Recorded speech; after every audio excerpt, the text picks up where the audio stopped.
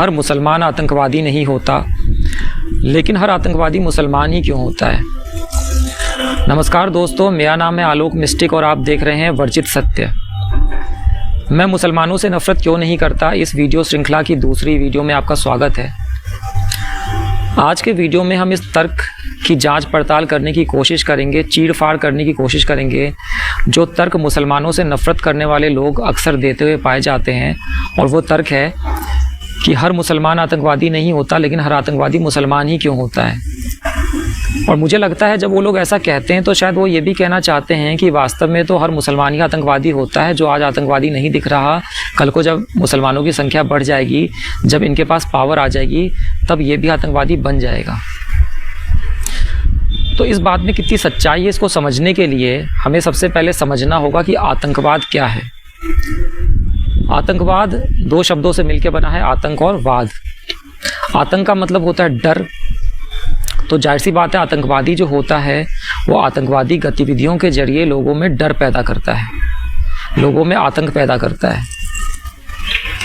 हम एक उदाहरण लेते हैं। एक गली का गुंडा है, वो एक बाज़ार में लोगों को धमका के उनसे हफ्ता वसूली करता है।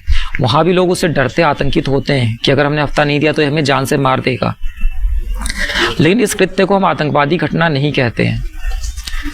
तो जाहिर सी बात है, आतंकवाद होने के लिए या आतंकवादी घटना होने के लिए आतंक फैलाने से कुछ ज़्यादा होना चाहिए।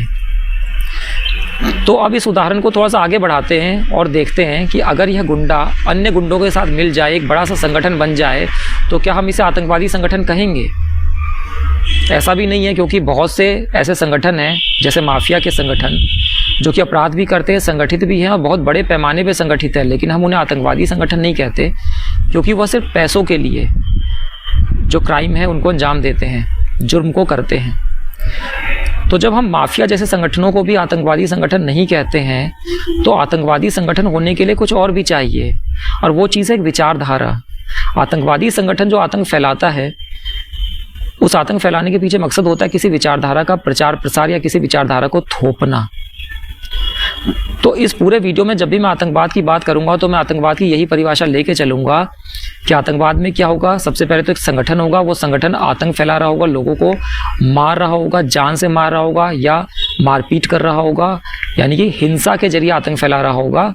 और साथ ही साथ उस आतंक फैलाने के पीछे मकसद सिर्फ पैसों को लेना नहीं होगा, उसके पीछे मकसद होगा किसी विचारधारा को फैलाना। अब मैं आपको अपने बचपन की घटना बताता हूँ। बचपन में मैं जब अपने गांव जाता था, मेरा गांव बिहार में पड़ता है, मेरे पापा डिफेंस में थे तो पोस्टिंग होती रहती थी, तो बिहार में मैं कभी रहता नहीं था, सिर्फ स्कूल में जब छुट्टियां होती थी तो अपने गांव जाता था।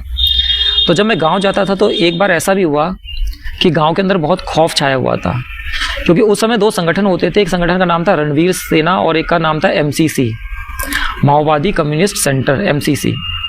ये सेनाएं उस समय, या ये दो गुट जो थे उस समय, आपस में काफ़ी इनमें झड़पें होती रहती थी, और उस समय ये ग्रुप काफ़ी सक्रिय थे। आज तो इनका नाम इतना सुनने में नहीं आता है।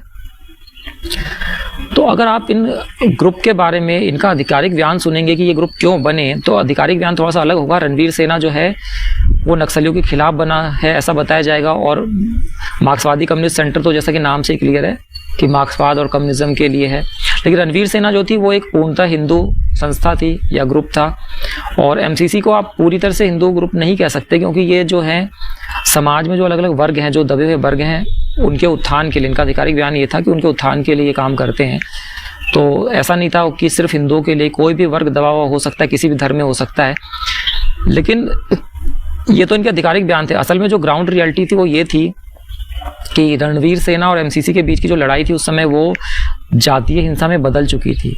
तो रणवीर सेना जो थी वो उच्च जाति का प्रतिनिधित्व करती थी, और MCC जो है वो, जिन्हें हम तथाकथित जो नीच जातियां हैं, क्योंकि नीच तो कोई भी नहीं है, पर जिन्हें जाति व्यवस्था में नीच कहा जाता है, उनकी तरफ से थी। तो होता ये था कि रणवीर सेना ने अगर किसी गांव में 4 लोग मारे जो निम्न जाति कहे जाते हैं उनके, तो कुछ समय बाद जो MCC वाले उसी गाँव में या किसी बगल के गाँव में 4 या 5 जो है उच्च जाति वालों को मारेंगे। तो आतंक का माहौल इतना था कि जब मैं गांव गया तो जो हमारा इलाका था वहाँ पे क्या था कि हर रात कुछ मेल लोगों की ड्यूटी लगती थी। मतलब आसपास जितने भी लोग थे उनमें से कुछ मेल चुने जाते थे, उनकी ड्यूटी लगती थी और वो कुल्हाड़ी लेके घूमते थे सारी रात कि कहीं से भी कोई अटैक हो तो सुरक्षा की जा सके। और फिर अगले दिन वो मेल्स होते थे तो अगली रात को जो है वो कुछ और मेल को चुना जाता था। तो मेरी जो आतंकवाद की परिभाषा है, उस परिभाषा के हिसाब से ये दोनों ही संगठन आतंकवादी संगठन थे, क्योंकि आतंक तो फैलाया जा रहा था, लोगों के अंदर पूरा खौफ छाया था कि हमें जान से मार सकते हैं, और हत्याएं हो भी रही थी। और इनके पीछे सिर्फ मकसद पैसा नहीं था, यह कोई सिर्फ माफिया जैसा संगठन नहीं था जो हफ्ता सिर्फ मांग रहा हो कि हफ्ता नहीं दोगे तो मार देंगे। इनकी अपनी अपनी विचारधाराएं थी। एमसीसी के तो नाम में ही माओवादी कम्युनिस्ट पार्टी, नाम में ही माओवाद का नाम आ रहा है और मार्क्सवाद का नाम आ रहा है, और रणवीर सेना के भी अपनी विचारधारा थी। तो जो आतंकवाद की मेरी परिभाषा है उसमें तो ये दोनों बिल्कुल फिट बैठते हैं। तो मैं कैसे मान लूँ कि सिर्फ मुसलमान ही आतंकवादी होता है? अब बहुत से लोग कहेंगे इसमें कुछ ज़्यादा मज़ा नहीं आया, क्योंकि एक तो आप इतनी पुरानी घटना उठा रहे हैं। अगर हम इस्लामिक आतंकवाद की बात करें तो आज भी अफगानिस्तान पे तालिबान का शासन चल रहा है, ज़बरदस्ती का ही शासन है, वो आतंकवादी है। तो कहेंगे उसके मुकाबले एक तो आप इतनी पुरानी बात लेके आए, जैसे आपको ज़बरदस्ती कुछ ढूंढ के ही निकाल लो, अपने बचपन की बात, पता नहीं कौन से ज़माने की बात लेके आए। दूसरा कहेंगे कि जब हम आईसिस को देखते हैं, जब हम अलकायदा को देखते हैं, तालिबान को देखते हैं, तो उनके पास इतने अत्याधुनिक हथियार है, उनके पास तो टैंक तक है, उनके पास रॉकेट लॉन्चर है, उनके पास मशीन गन वगैरह तो है ही, बहुत आम है वो तो। उनके पास टेक्नोलॉजी बहुत है। वो जब हत्याएं करते हैं तो उसको रिकॉर्ड करते हैं, फिर उसको इंटरनेट पे अपलोड करते हैं, और वो भी उस ज़माने से करते आ रहे हैं जब इंटरनेट इतना पॉपुलर नहीं था, ज़्यादातर लोगों के पास नहीं था। तो बहुत से लोग कहेंगे कि ये तो कुछ मज़ा नहीं आया। तो जो फ़र्क है कि रणवीर सेना और एमसीसी जो है कुल्हाड़ी से गर्दन काट रहे हैं, और जो आईसिस वाले हैं इनके पास अत्याधुनिक हथियार है, टैंक वगैरह ये सब कुछ है। इस फ़र्क को समझने के लिए हमें थोड़ा सा इतिहास में जाना पड़ेगा।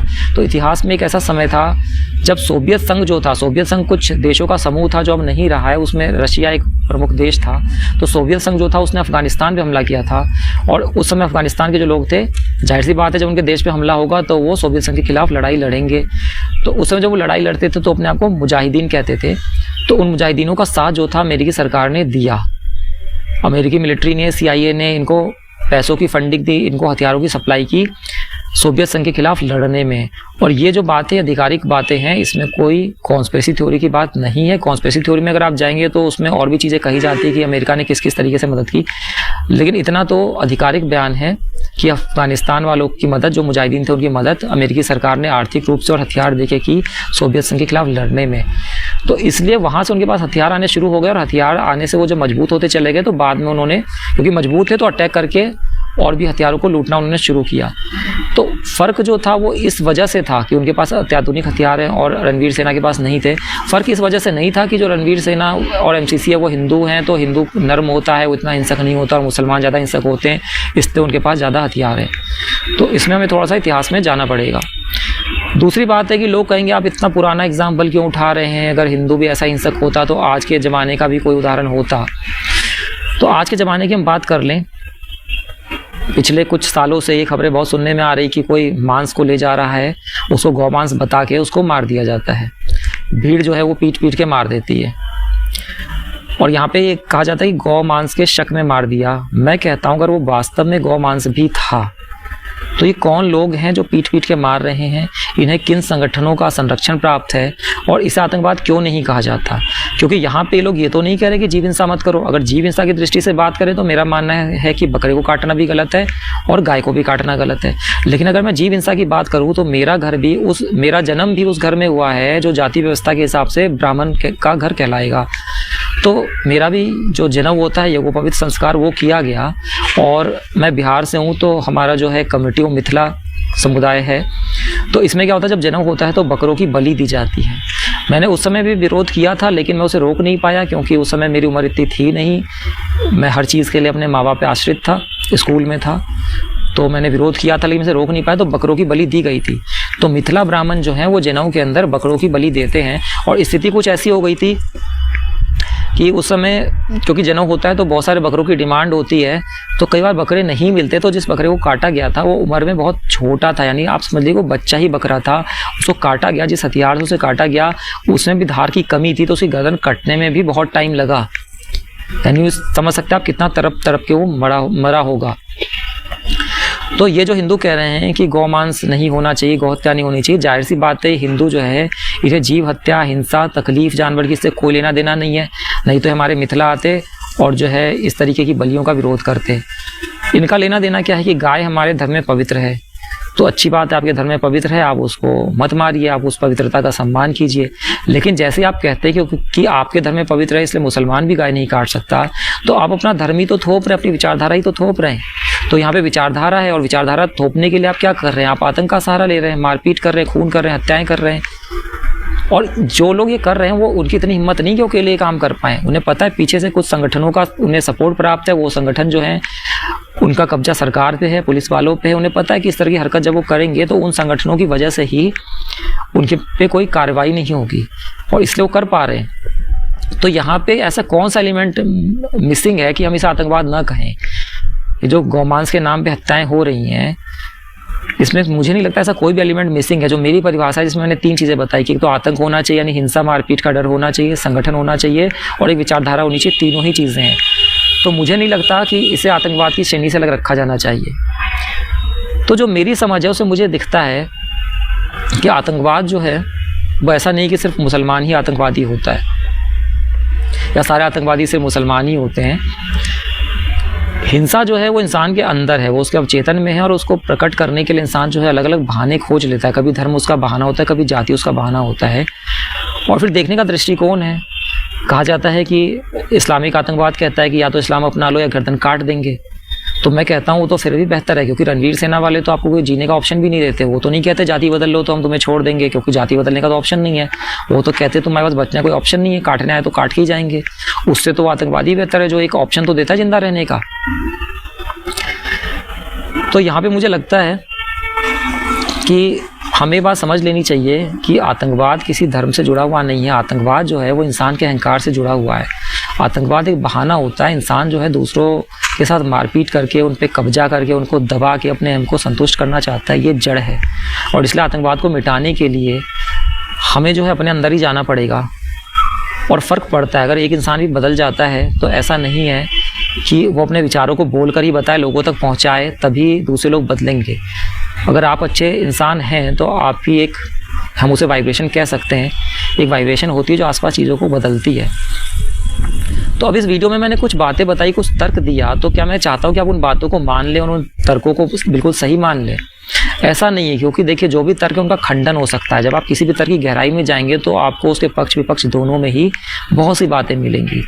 क्योंकि जैसे अगर आप रणवीर सेना वगैरह का देखने जाएंगे, हो सकता है आपको उसमें मिले कि कुछ आर्थिक वजहें थी, कुछ सामाजिक वजहें थी, विचारधारा वजह नहीं थी, है ना। किसी भी चीज़ में आप गहराई में जाएंगे तो आपको पक्ष और विपक्ष दोनों में ही तर्क मिलते चले जाएंगे, तो बात तर्की नहीं होती। या आप इतिहास की किसी भी घटना में जाएंगे, चाहे वो रणवीर सेना वाली घटना हो या कोई सी भी घटना हो कि मुगल आए उन्होंने क्या किया, उसमें आप सटीकता से कभी कुछ पता नहीं कर पाएंगे। किसी इतिहासकार ने कुछ कहा होगा, किसी ने कुछ कहा होगा। तो जो मैंने बातें कही, जो मैंने तर्क दिए, उन्हें मानने की कोई भी बात नहीं है। बात सिर्फ इतनी सी है कि इन बातों को सुनते समय अगर आपके अंदर कोई एहसास जगा है तो एहसास आप अपने अंदर जिंदा रखिए, उस एहसास को याद रखिए और बाकी सारी बातों को भूल जाइए। बातों को याद भी रखने की जरूरत नहीं, उनसे सहमत होने की तो बात ही दूर की है। तो आज के वीडियो में इतना ही, लेकिन चलने से पहले ये मेरी मजबूरी बन जाती है कि मैं आपसे रिक्वेस्ट करूं कि इस वीडियो को आप लाइक करें, इस पर कोई ना कोई कमेंट ज़रूर करें और चैनल को भी सब्सक्राइब कर लें। क्योंकि अगर आपको ऐसा लगता है कि ये वीडियो में जो बातें बताई गई इस वीडियो के अंदर वो ज़्यादा से ज़्यादा लोगों तक पहुंचनी चाहिए, तो इसका सिर्फ और सिर्फ एक ही रास्ता है। इसलिए मेरी मजबूरी बनती है कि मैं आपसे रिक्वेस्ट करूं और आपकी जिम्मेदारी बनती है कि आप ऐसा करें, क्योंकि यूट्यूब का एल्गोरिदम उन्हीं वीडियोज़ को ज़्यादा लोगों तक पहुँचाता है जिस पे लाइक्स आए होते हैं, जिस पे कमेंट्स होते हैं और जिस वीडियो को देखने के बाद लोग चैनल को सब्सक्राइब करते हैं। तो मेरी बातों में अगर आपको ऐसा कुछ लगता है कि ज़्यादा से ज़्यादा लोगों तक पहुंचनी चाहिए तो मेरी रिक्वेस्ट पे ध्यान दें, चैनल को सब्सक्राइब कर लें, वीडियो को लाइक करें, वीडियो को शेयर करें अपने दोस्तों के बीच और वीडियो पे कोई ना कोई कमेंट ज़रूर करें। आज के वीडियो में इतना ही, अगले वीडियो में फिर मिलेंगे, तब तक के लिए नमस्कार।